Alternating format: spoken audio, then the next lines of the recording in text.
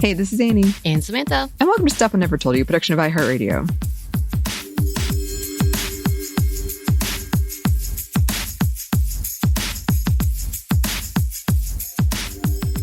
And as we wind down in this Pride Month of 2025, we decided that we wanted to add more organizations that are fighting for queer rights around the world, for our activists around the world. And actually, it was from realsimple.com. They had a whole list, and I was actually like, you know what, with that kind of big publication, and it was a 2025 article, I was very surprised that they would do that. Because Real Simple, it's not your typical, we don't talk about it when it comes to activism.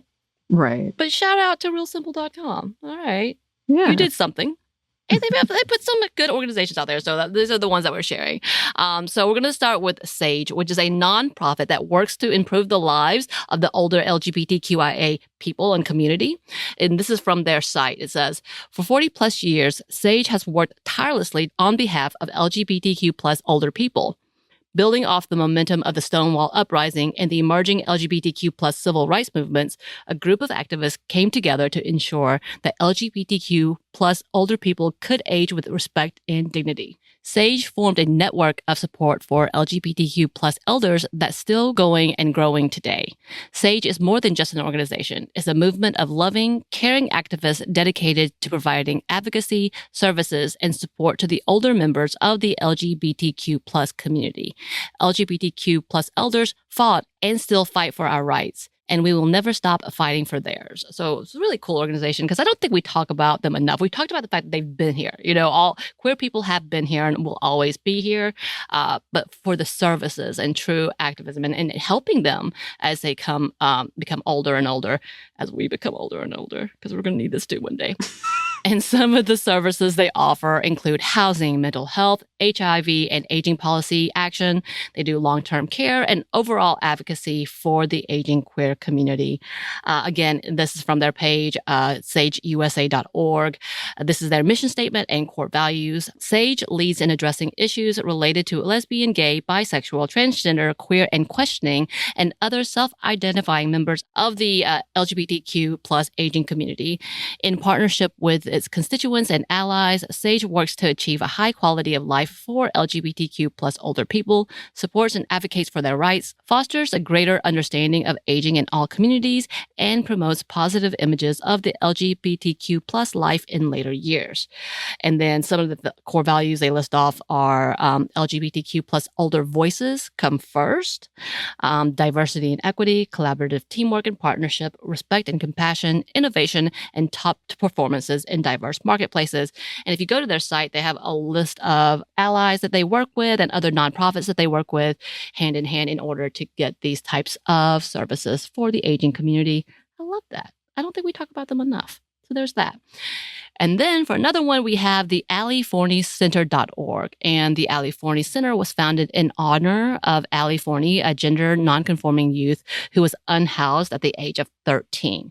So here's a bit of their backstory from AllieForneyCenter.org. They write, Allie Forney was a homeless, gender nonconforming youth who was forced to live on the streets at the age of 13.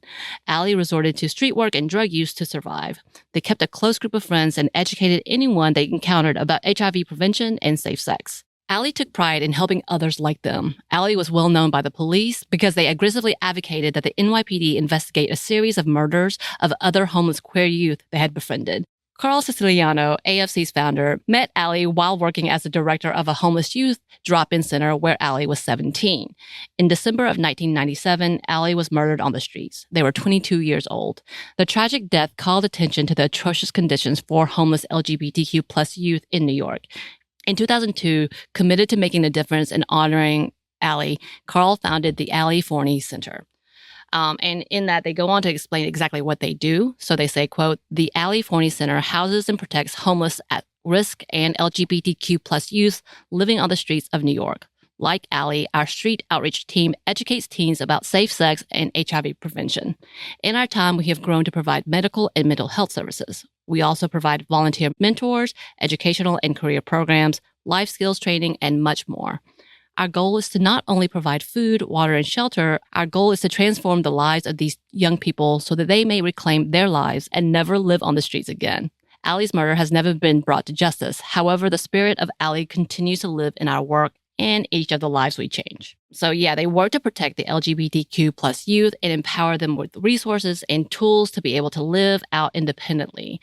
Some of the resources and services include emergency housing programs, job education and readiness programs, health services, and so much more. And they're accessible 24/7. So they do a lot of work. And you can go to their site to see how you can help support this organization.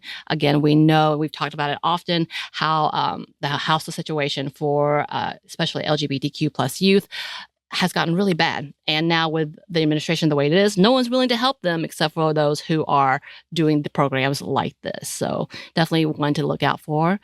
And then lastly, but not least, because we know there's tons of them out there. That's why we keep having more and more episodes, because there's so many.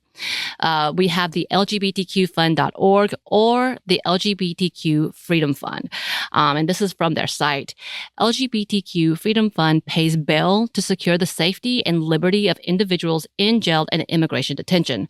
We also work to address the disproportionately high rate and harm of jailing on LGBTQ plus individuals. A tangle of discrimination and poverty fuels this program. And on their site, they give a lot of information in regards to the mass incarceration of the LGBTQIA population.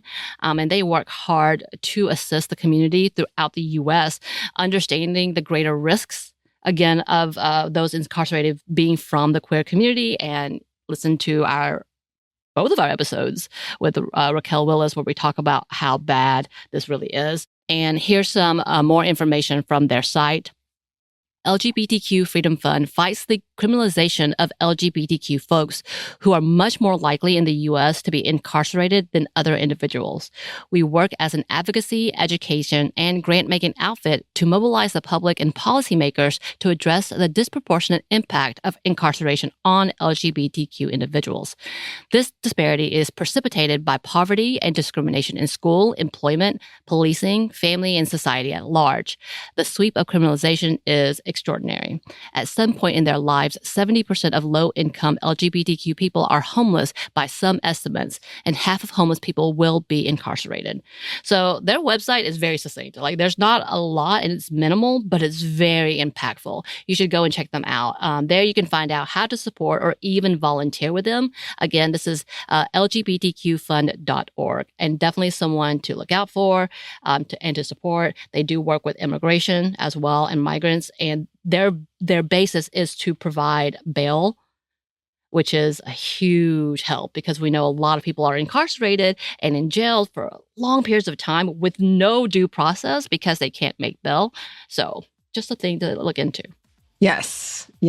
And listeners, as always, please let us know if you work with any of these organizations or you have any other organizations you would like us to shout out. You can email us at hello@stuffmonevertoldyou.com. You can find us on Blue Sky at Mom Stuff Podcast or on Instagram and TikTok at Stuff One Never Told You. We're also on YouTube, and we have a book you can get wherever you get your books. Thanks as always to our super producer Christina, our executive producer Maya, and our contributor Joey. Thank you. And thanks to you for listening. Stuff One Never Told You is a production of iHeartRadio. For more podcasts from iHeartRadio, you can check out the iHeartRadio app, Apple Podcasts, wherever you listen to your favorite shows.